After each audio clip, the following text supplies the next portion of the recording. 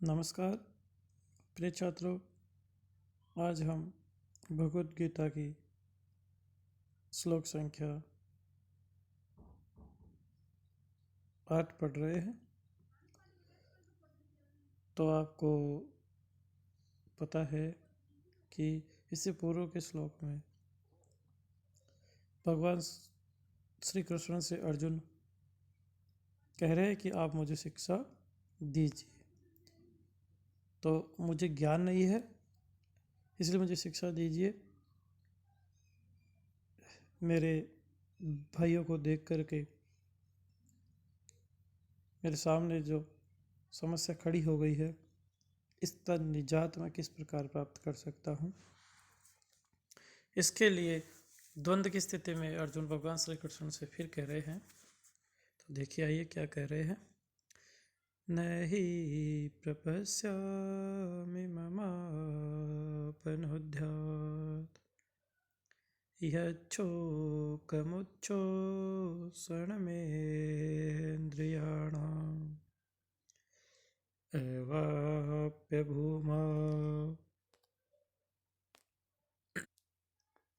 एवाप्यभूमः वसपतनमृद्धं राज्यं सुराणामपि चाधिपत्यम्। तो इसमें उपजाति छंद है। पूर्व में भी अपन ने उच्चारण किया है, ठीक उसी तरह इसका उच्चारण का अभ्यास कीजिए। अब हम देख लेते हैं। तो नयन नहीं ही यानी क्योंकि प्रपश्यामि अच्छी तरह देखता हूँ। मम इसमें संधि विच्छेद कर लीजिए। मम प्लस अपनोध्यात, मम प्लस अपनोध्यात, मम मेरी, अपनोध्यात दूर कर सके। यत शोक संधि विच्छेद कर लीजिए। यत प्लस शोक, जिस शोक को, जिस दुख को। शोकम उच्छोषणम इंद्रियाणाम, तो इंद्रियाणाम उच्छोषणम, इंद्रियाणाम अर्थात इंद्रियों के, उच्छोषणम सुखाने वाले, अवाप्य प्राप्त करके, प्राप्त होकर के। भूमौ इसमें अयादि संधि है। भूमौ प्लस असपतनम, भूमौ सप्तमी का एक वचन है। भूमौ अर्थात भूमि पर। असपतनम सपतन अर्थात शत्रुओं की बाधा सहित, और असपतन बिना किसी शत्रुओं की बाधा के, बिना किसी कांटों के। रिद्धम, रिद्धम यानी सुख को, संपन्नता को। धन धान्य संपन्न राज्य, राज्य को। सुराणामपि देवताओं के। आधिपत्यम अधिपत्य को, स्वामित्व को। अब इसका अन्वय कर लीजिए। एक बार अन्वय देखते हैं। ही तो पूर्व में कह रहे हैं अर्जुन कि हे श्री कृष्ण, हे केशव, मुझे आप शिक्षा दीजिए। ही क्योंकि भूमौ नीचे की पंक्ति में देखिए, भूमौ भूमि में, इस संसार में, ऐसा पतनम बिना किसी बाधा के, रिद्धम धन से संपन्न, राज्यम राज्य को, अर्थात ये दोनों राज्य के विशेषण, ऐसा पतनम और रिद्धम, इसलिए नपुंसक भी प्रयुक्त है। तो राज्य कैसा है?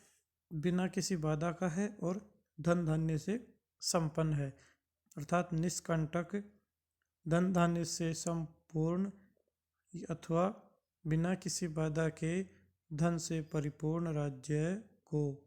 च और सुराणाम देवताओं के, आधिपत्यम, आधिपत्य को, स्वामित्व को, देवताओं की शक्ति को, उनके प्रभुत्व को, अवाप्य प्राप्त करके, अपि भी,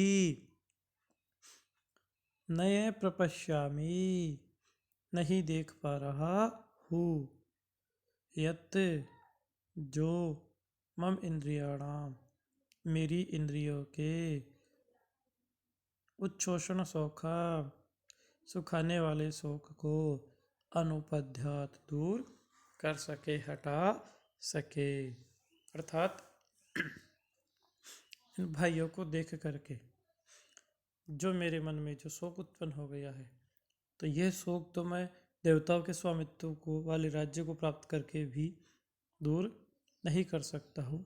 इसलिए हे केशव, मेरे इंद्रियों को सुखाने वाले इस शोक को दूर करने का कोई उपाय मुझे दिखाई नहीं दे रहा है, तो कृपया आप मार्गदर्शन करें।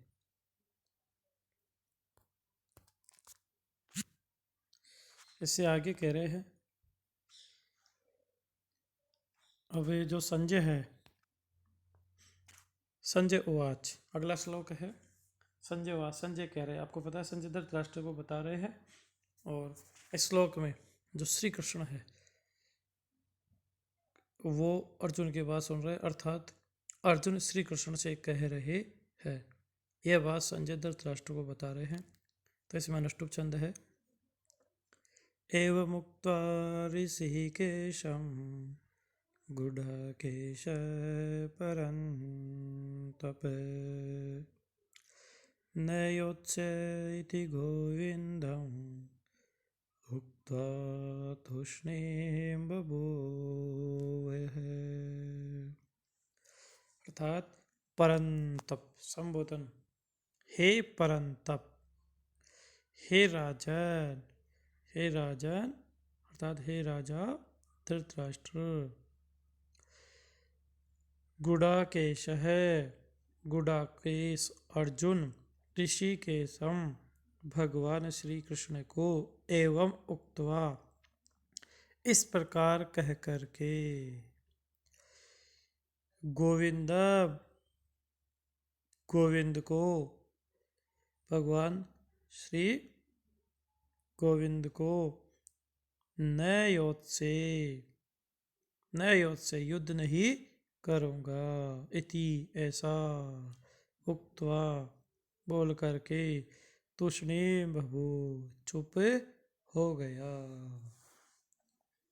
अर्थात संजय धृतराष्ट्र से कह रहे हैं कि हे राजन धृतराष्ट्र, जो पूर्व श्लोक में जो कहा है कि आप मुझे शिक्षा दीजिए, मैं मेरी इंद्रिय को शोक को दूर नहीं कर पा रहा हूँ, ऐसा मुझे कोई उपाय नज़र नहीं आ रहा है ताकि मेरे इंद्रियों के शोक को दूर कर सकूँ।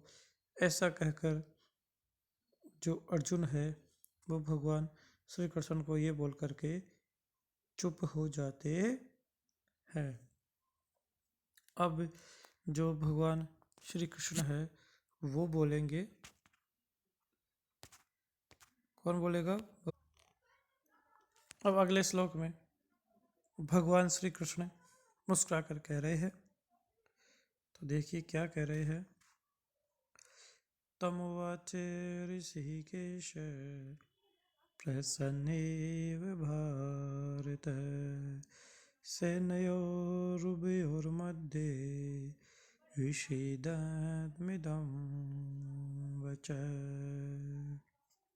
भारत है, हे भारत अर्थात हे भृतवंशी धृतराष्ट्र, ऋषिकेश है, जो ऋषिकेश है भगवान श्री कृष्ण है, वो सेनयो उभयो, तो खोल लीजिए इसको, सेनयो हो विसर्ग लग जाएगा, षष्ठी सप्तमी द्विवचन में बनता है ना ये प्रयोग, तो सेनयो हो, फिर वो बाहर निकाल लीजिए, रेम से रेखा विसर्ग लग गया, उभयो हो, फिर ऊपर जो रहे उसका विसर्ग लग गया, इस प्रकार अन्वय से पहले हो जाएगा उभयो हो सेनयो हो मध्य, तो यहाँ पे कौन सी व्यक्ति है? षष्ठी। उभयो हो यह विशेषण हो जाएगा सेना का, तो दोनों सेनयो सेनाओं के मध्य, बीच में, दोनों सेनाओं के बीच में, तम उसको, उस किसको आगे बता रहे, उसकी और विशेषता है कि तम उस विषीदंत विषीदंत को, उस दुखी अर्जुन को, प्रसन्न होते हुए अर्थात मुस्कुराते हुए, इदम वचः यह वचन, उवाच बोले, बोलने लगे। अर्थात भगवान श्री कृष्ण दोनों सेनाओं के मध्य में दुख को प्राप्त खड़े उस अर्जुन को इस प्रकार बोलने लगे। क्या बोल रहे हैं वो अग्रिम श्लोक में है, अर्थात 11वें श्लोक में है। तो इन 3 श्लोकों में तो आपको कोई दिक्कत नहीं होगी, समझ में आ गया होगा। इनको बार बार सुनिए और चैनल को सब्सक्राइब कीजिए और इन वीडियो को देखिए, क्योंकि अब आपकी वीडियो से अटेंडेंस लगाई जा रही है, तो इसका ज़रा ध्यान रखिए। Thank you.